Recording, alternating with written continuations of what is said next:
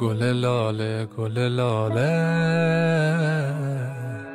چرا پژمردی دوباره؟ چرا غم تو شهر موها خونه داره خونه داره؟ بالاخره پیداش میشه یه رو رنگین کمون دیگه نمیگیره هیچ وقت. رنگ غم آسمون یه روز خوب میاد که بد نشه حالمون، نشین بالمون.